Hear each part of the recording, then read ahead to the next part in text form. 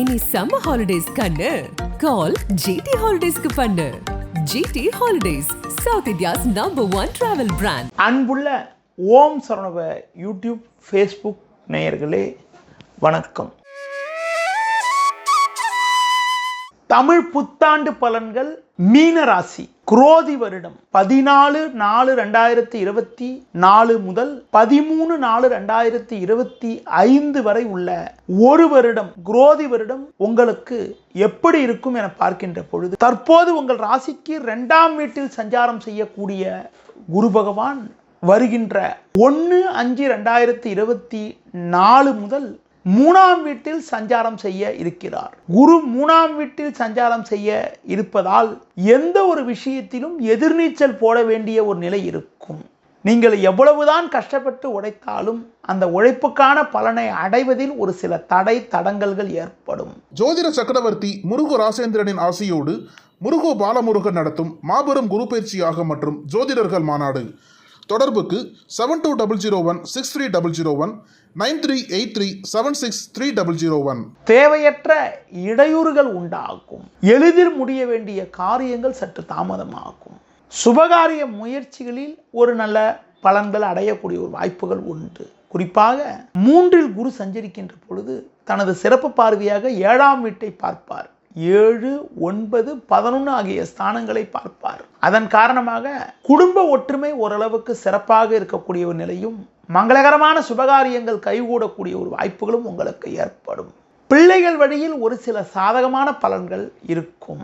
பொருளாதார ரீதியாக நெருக்கடி இருந்தாலும் நெருங்கியவர்களின் உதவியானது சற்று ஆறுதலை தரும். தொழில் வியாபாரத்தில் ஒவ்வொரு விஷயத்திலும் யோசித்து செயல்பட்டால்தான் அடைய வேண்டிய இலக்கை நீங்கள் அடையக்கூடிய ஒரு வாய்ப்புகள் உண்டாகும்.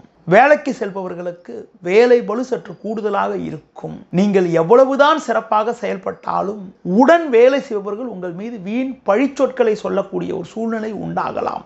அதனால் ஒவ்வொரு விஷயத்திலும் நீங்கள் யோசித்து சிந்தித்து நிதானித்து பொறுமையோடு செயல்பட வேண்டிய நாட்களாக வருகின்ற நாட்கள் இருக்கிறது. அதிகாரியிடம் பேசுகின்ற பொழுது வீண் வாக்குவாதங்கள் ஏற்படும். பணி நிமித்தமாக கூட அடிக்கடி தேவையற்ற பயணங்கள் ஏற்படக்கூடிய ஒரு சூழ்நிலை உண்டாகும். தேவையில்லாத அலைச்சல்கள் ஏற்படும். எந்த ஒரு காரியத்திலும் யோசித்து நிதானித்து பொறுமையோடு செயல்பட வேண்டும். அடுத்து குறிப்பாக உங்களுக்கு ஜென்ம ராசியில் ராகு 7இல் கேது சஞ்சரிப்பதால் எந்த ஒரு விஷயத்திலும் உணர்ச்சி வசப்படாமல் பொறுமையோடு இருக்க வேண்டும். கோபத்தை குறைத்து கொள்ள வேண்டும். உங்களது முன்கோபத்தால் நல்ல வாய்ப்புகளை இழக்க நேரிடக்கூடிய ஒரு சூழ்நிலை உண்டாகலாம். அதனால் உங்களது முன்கோபத்தை சற்று குறைத்துக் கொள்வது மிக மிக நல்லது. அடுத்து குறிப்பாக நெருங்கியவர்களை அனுசரித்து செல்ல வேண்டும். ஆரோக்கியத்தில் அக்கறை எடுத்துக்கொள்ள வேண்டும். ஒரு சிலருக்கு தேவையில்லாத வகையில் வீண் மருத்துவ செலவுகள் ஏற்படலாம். வண்டி வாகனங்கள் மூலமாக கூட வீண் செலவுகள் ஏற்படக்கூடிய ஒரு நாட்களாக வருகின்ற நாட்கள் இருக்கும். எந்த ஒரு காரியத்திலும் நீங்கள் யோசித்து செயல்பட்டால் தான் இருக்கக்கூடிய பிரச்சனைகளை சமாளிக்க முடியும். மற்றவர்களுக்கு வாக்குறுதி கொடுப்பது, மற்றவர்களுக்கு முன்ஜாமீன் அளிப்பது போன்றவற்றினை வருகின்ற நாட்களில் தவிர்ப்பது மிக மிக நல்லது. வரும் நாட்களில் பிரதான கிரக சஞ்சாரம் சாதகமற்று இருப்பதால் பண விஷயத்தில் மிக மிக கவனத்தோடு செயல்பட வேண்டும். துர்க்கை அம்மனுக்கு தீபம் ஏற்றுவது, தட்சிணாமூர்த்திக்கு நெய் தீபம் ஏற்றுவது, உடல் ஊனமுற்றவர்களுக்கு உங்களால் முடிந்த உதவிகளை செய்வதன் மூலமாக கூட ஒரு சில வளமான பலன்களை அடையக்கூடிய ஒரு வாய்ப்புகள் உங்களுக்கு ஏற்படும். முடிந்தால் ஒரு முறை உங்களுடைய குலதெய்வத்தை வழிபாடு செய்வதன் மூலமாக கூட ஒரு சில சாதகமான பலன்களை அடையக்கூடிய ஒரு வாய்ப்புகள் உண்டாகும். ஜோதிட சக்கரவர்த்தி முருகு ராசேந்திரனின் ஆசியோடு முருகு பாலமுருகன் நடத்தும் மாபெரும் குரு பயிற்சியாக மற்றும் ஜோதிடர்கள் மாநாடு. தொடர்புக்கு 72016301 9383763001. நேயர்களே, இதுவரை மீனராசிக்கான தமிழ் புத்தாண்டு பலன்களை உங்களிடம் விளக்கமாக கூறினேன். மற்ற ராசிகளுக்கான தமிழ் புத்தாண்டு பலன்களை அறிந்து கொள்வதற்கு உங்களது ஓம் சரவணபவ யூடியூப் சேனலை பாருங்கள். நன்றி, வணக்கம்.